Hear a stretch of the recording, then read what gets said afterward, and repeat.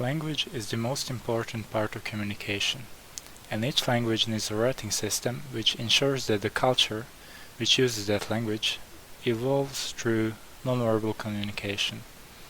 Each language needs a writing system which will best accommodate it, so different languages develop different writing systems. Now we will talk about types of writing systems using the Daniels classification. There are 6 main categories: alphabets, abjads, abugidas, syllabaries, logosyllabaries, and featural systems. Let's start with alphabets, because we are most familiar with them. Each symbol represents a single phoneme or sound, and consonants and vowels are treated equally. Each gets their own symbol.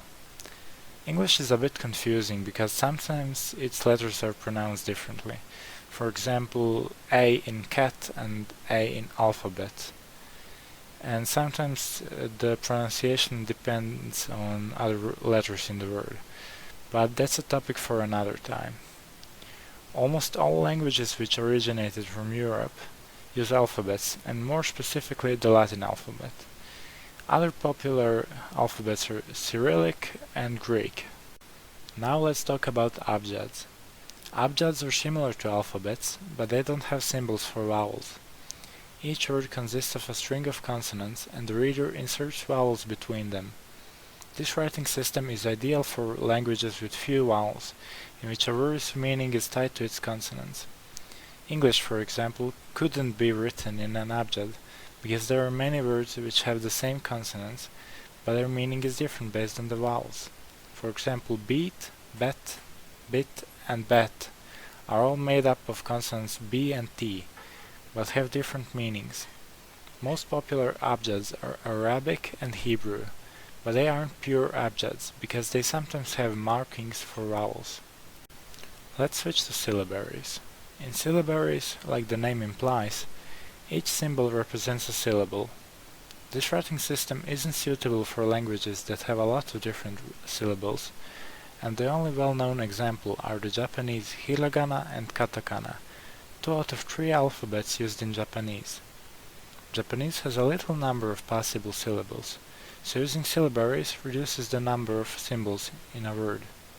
Katakana and hiragana have only 46 symbols, but if we try to make an English syllabary, it would have thousands of characters, because it has around 20 vowel sounds and can include multiple consonants and vowels in one syllable. The last Japanese writing system are kanji, which are Chinese characters. This script is called a logosyllabary. Each character represents a syllable and can stand as a word on its own, or part of a word. Chinese characters, Hanzi, are the only popular modern logosyllabary. Japanese incorporated them as kanji, and Korean as hanja. There are around 50,000 characters, but you only need to know around 3,500 of them to read most Chinese texts. Now let's take a look at abugidas. Abugidas are similar to syllabaries because each symbol represents a syllable, but instead of making a unique symbol for each syllable, characters are made by taking the base symbol of a consonant and modifying it based on the vowel which comes after them. Let's take a look at Devanagari script, which many Indian languages use. This symbol by itself represents the consonant k with the dame vowel a, which then is read ka. If we modify it, we can get ke, ki, ku, and other syllables. We can also make the base consonant k. Dame vowels are vowels which come after the consonant if the symbol hasn't been modified. Instead of representing the base consonant, unmodified base symbols use the dame vowel a, because it's the most common vowel in Indian languages, and it is used more than the consonant by itself.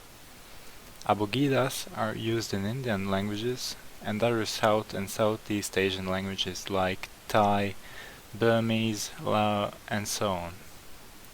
The last type of writing scripts are featural systems. Systems that don't belong in previously mentioned categories are featural systems.